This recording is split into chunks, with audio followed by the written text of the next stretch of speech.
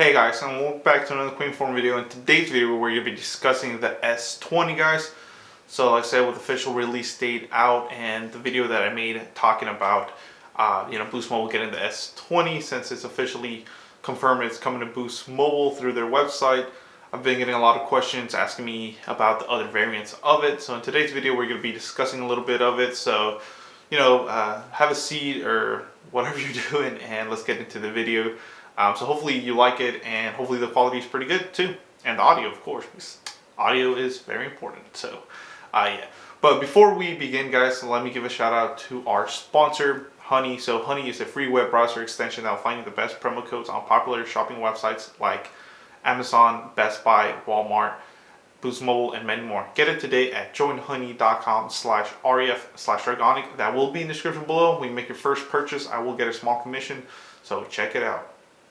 Now, guys, like I said, you guys been definitely been giving me messages talking about, hey, is the S20 Plus or the Ultra coming? Like I said, Boost Mobile has confirmed that the S20, just the regular one, will be coming to Boost Mobile. I mean, that phone's about $1,000, so it's pretty expensive, especially on a prepaid plan, since most people, if you want to get the phone, either they're going to put it on a credit card or you're going to go ahead and just buy it outright. $1,000 is a lot of money to buy something outright, especially in this time of age. Now, if you got the money and you've been saving for it, then shout outs to you. You can go ahead and get it. But like I said, versus if you're on a postpaid plan where you can get a retail installment or a contract on it, then that's different. Spreading that $1,000 within 24 months or 30 months.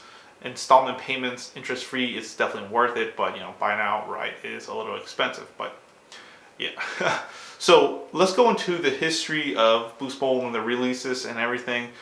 Usually Boost Mobile does release all variants of iPhones.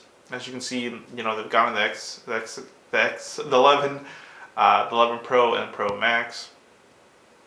But with the Samsungs, it's a little bit different story. Sorry about that, guys. I had to sneeze, so hopefully my editor, which is me, will edit that out and remember which timestamp that was. But let's get back to it. So usually iPhones, they do release all variants of it. Like I said, especially with 11, they came out with 11 Pro, 11 Pro Max, same thing with the XS.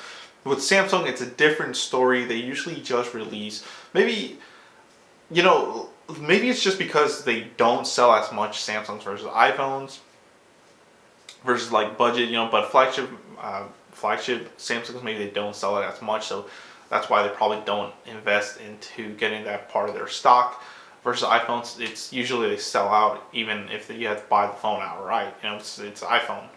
But like I said, with Samsung, it's a little bit different story. They do just usually get the base models. So like the 9, they got just a 9, not the 9 Plus. The 9 Plus, you had to do like a BYOD. Same thing with the 8s and all that stuff. Even with the 7s, they just got the regular 7, not the Edge, I believe. And we also see that on prepaid as well. Especially with the A series, we saw that Boost Mobile actually picked up the A10e, the A20, but did not pick up the A50, which I think was a pretty dumb, thing that they didn't do. Especially with phone being the best one of the A series, at least in those 3 categories. Of course, they have like the A90 and a bunch of other stuff. But we're just talking about the A10e, the A20, and the A50. And now, like I said, that was something bad on their move. Boost Mobile is designed to be more of a prepaid carrier brand, so not, they don't really contest or go after the high market. Because a lot of people will just want to get something cheap, usually for their kids. Like I said, Boost Mobile does carrier. Or does target more kids and young adults and maybe older people that don't want the newest and greatest, just want a phone to make calls. So Boost Mobile is very big in some cities like New York and Florida, so they have really big markets, especially with competition. As well, they work in CDMA versus GSM networks like Cricket or Metro by T-Mobile. They usually get all the variants just because it's a lot easier for them to just get them, since they're GSM unlocked, Now, like I said, the next question in the next segment of this video would be, do I think that Boost Mobile will be getting the other variants. And honestly, I think, especially with what's been leaked and shown on Boost Mobile, I think they're just gonna get the S20. Now they might also release the S20 Plus, but apart from that, I don't think that they're gonna get the Ultra. The Ultra is just gonna be, I mean, the thing's gonna be like $1,400-$1,500. So I think Boost Mobile's just making it safe, especially with the whole merger thing going on. They're trying to go the safe route and maybe not invest that much into that stock or into that inventory, should I say. Like I said, I'm not even that sure that they'll get the Plus. I'm definitely sure they will get just the S20, and I'm pretty sure that's gonna sell out. So you want to go ahead and pick it up, the day that it releases or so, just because I'm pretty sure it's gonna sell out. And also depends how much inventory they get of that phone. Ooh, this couch is comfy. But yeah, it really does depend how much stock they're gonna get. Now, that being said, like I said, I do think they will bring that to a BYOD list later in the future, not on release. So if, let's say you're a Boost Mobile customer and you're like, wow, that sucks that Boost Mobile doesn't sell the Ultra or something like that, but you got the money, maybe through Best Buy or just your credit card or whatever, just some savings. I'm pretty sure that Boost Mobile will do a BYOD list where that can be brought over to Boost Mobile and used on their network. That's usually what they do, especially like Notes. I remember with the Note series, the Note 4, I believe, you could do a BYOD and it would work on Boost Mobile's network. Same thing with some of the Galaxies, like the Galaxy S9 Plus, they did BYOD on that. I do agree that their BYOD list is to show on Boost Mobile. Now it doesn't, which just kind of sucks. And they need to improve that. I mean, like I said, with the whole merger going on and Sprint and T-Mobile merging, Boost Mobile's being sold off to Dish Network or whatever. It really does depend what they're gonna do, and most likely Boost Mobile being a CDMA network, it will migrate to a GSM network, which most high-end phones are usually unlocked to work with both carriers. Now it also depends on their unlocking policy. And then, of course, people are going to ask me, if they're coming to other carriers. I definitely know it's coming to Cricket, Metro by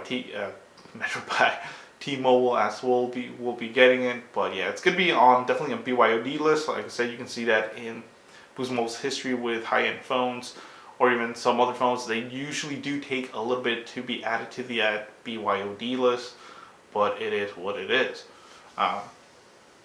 Now, everybody's saying, are the specs going to be the same? Of course they will. And then, is this phone going to be unlocked? Now, remember that Boost Mobile does lock their phones for 12 months, guys.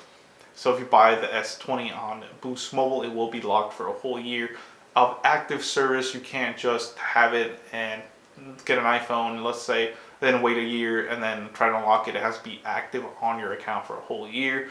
I know it's a little bit separate from the video, but yeah. And then the last thing is the pricing. I think the pricing on that phone will be $1,000. If not, usually Boost Mobile will do a special and lower it $100. Usually for a limited time offer. If not, especially with iPhones, they will come in $100 cheaper than any other carrier.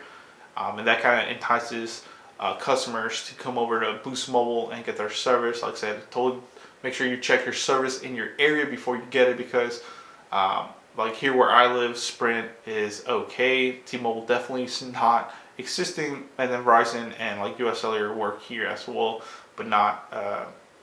It definitely works, but not the best. You definitely get like 2 bars or something like that, but it's workable, especially if you have Wi-Fi.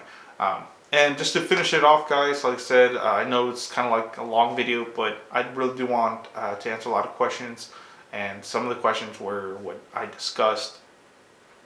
And one last thing was, are they going to bring it to Boost Up, or you can finance the phone? Not at launch, but I've heard rumors that they will be using that towards the program where you can do monthly installments on it. Remember, you do have to put like a down payment on it because it's such an expensive phone, and you have to be with Boost Mobile for a while for them to even consider you for the program. But that's my thoughts on it, guys. So let me know, do you think that Boost Mobile will get the S20 Plus or the Ultra on launch day? Like I said, I highly doubt it, but most likely they're going to put it on a BYOD list. But I'm kind of excited for it, and I'm thinking about getting one, and if I do, I'll unbox it for you guys and all that stuff. So Thank you for watching, guys. Please comment, rate, subscribe. Hopefully you like this video and discussion, and hopefully you like the couch, because I think it's a good thing for the office. And yeah, thank you.